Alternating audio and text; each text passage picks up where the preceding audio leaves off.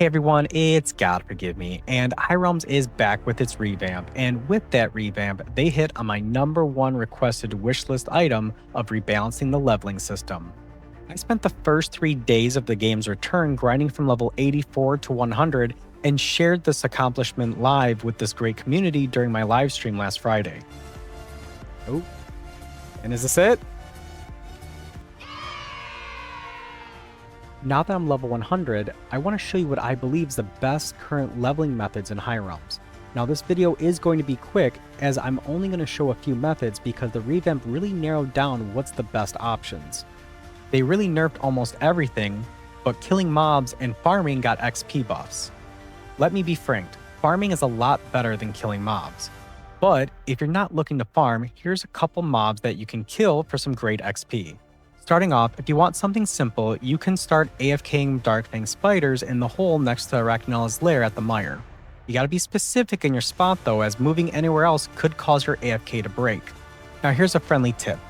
Getting the giant enchantment on your weapon is going to be really beneficial now in the revamp for any type of AFK mob killing, as that extra reach is really beneficial. Now for the best mob for grinding XP is our old friend Grimthorns, who gives you 320 XP per kill. Now you can AFK this on top of this tree here, but if you don't have a good enough weapon, this spot may likely break.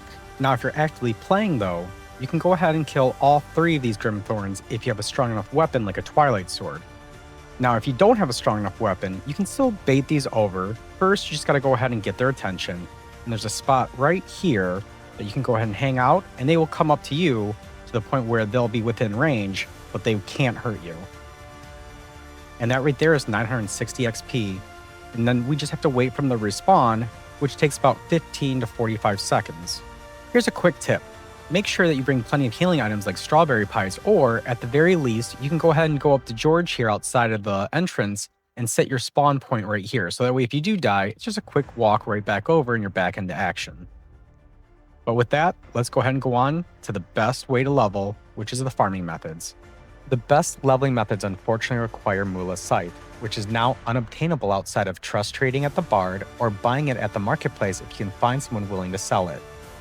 So if you're in a position where you don't have access to a Mula Scythe, I recommend that you build a long enough stretch of dirt, set the spawn point at the top, and either manually plant mushroom seeds or set up a macro to do this for you. And then once you've built it long enough, you'll go ahead and run off into the void, and then you'll go back to where you set your spawn block at the start. And then you can go ahead and start your farm run with either an iron scythe or a gold scythe. This is where it gets a little tricky, however, because you're going to have to tinker to figure out how long you need to make your farm and timing it right, so that way by the time that you go back to start, your mushrooms are fully grown so that you can start your farm run, and that you don't find yourself running into ungrown crop as you start sprinting. So it will take some work to make it efficient. The reason we are using white mushroom seeds is because it has a short growth time between 1 minute and 28 seconds and 2 minutes, and they give 20 player XP per crop. Definitely the best XP crop for the time it takes for it to fully grow. Now we're on to the best methods that include Mula Scythe. Here's where things get a little bit trickier. What build you'll use will heavily depend on the lag that you're experiencing and the resources that you have to build these farms.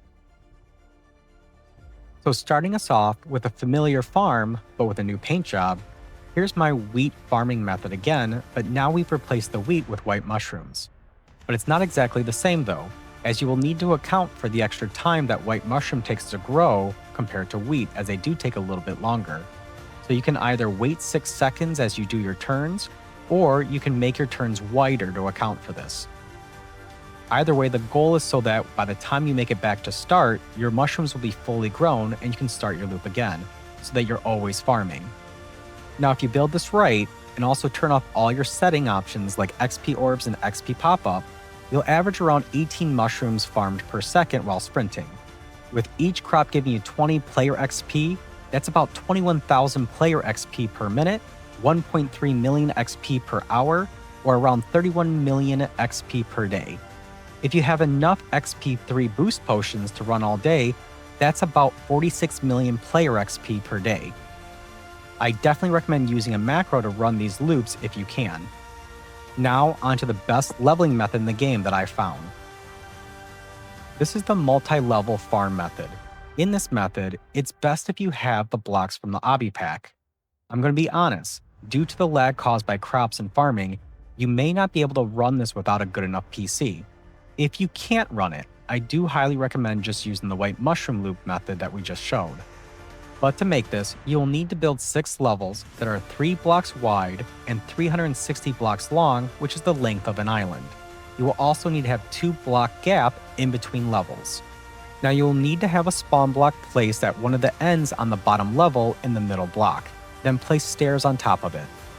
Then you will build the next level up 3 blocks up from the lower level and place a checkpoint block above the stairs that you had originally placed at your start.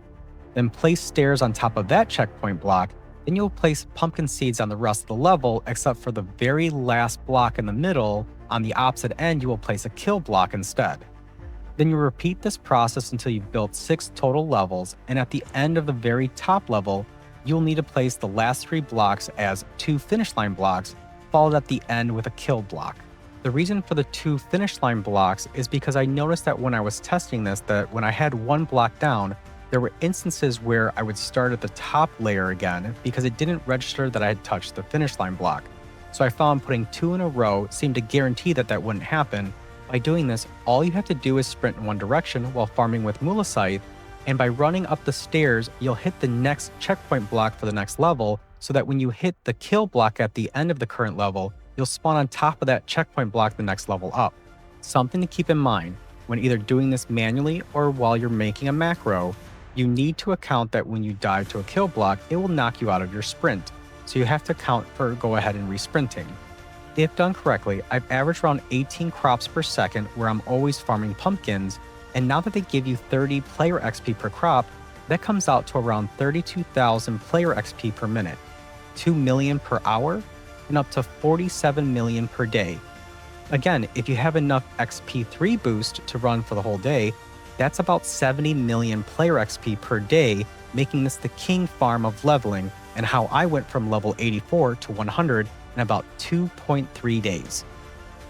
Since it takes 320 player XP to go from level 0 to 100, you could go in theory to 100 in less than 5 days, not including level restrictions and not getting help from some other people to give you items that you'll need. Here's a building tip to try to reduce the lag. Build this as far north of your island as you can, because when you die to the kill blocks, you will face this direction. And since you're not facing the island that you have built, it should reduce the rendering that is involved, which will, in theory, lower the lag. Don't get me wrong, there is going to be lag with this, especially when you have 6,400 crops trying to grow at different times. But even in the worst case scenario, I only found this drop down to 15 crops per second, which still is way better than white mushrooms because of that 30 XP per crop. If you don't have access to the obby blocks, you can still run another version of this, but it's only slightly less efficient, but it does take some good timing when using a macro. With this method, you will start at the top level of one of the sides of the spawn block. You will then run in the other direction until you hit the end, where you'll now have a wall, and the middle block of the floor will be missing. This will cause you to fall to the next level, and then you can change directions and repeat this process until you run off into the void on the lowest level, and you'll respawn at the very top, and then you would repeat this process. This does take some extra tinkering because you should account for an extra 3 to 5 seconds when you're running into one direction for potential lag to slow you down. Although this is slightly less efficient, it's still better than the white mushroom farm when I was testing this. And there you have it. You now know the king leveling methods in High Realms post-revamp. Now, there could be other methods that I didn't identify, but really when it comes to the best method, you really can't get much better than that.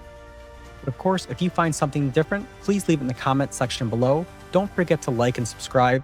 And as always, have a good morning, good day, good night, and God bless. Thanks for watching.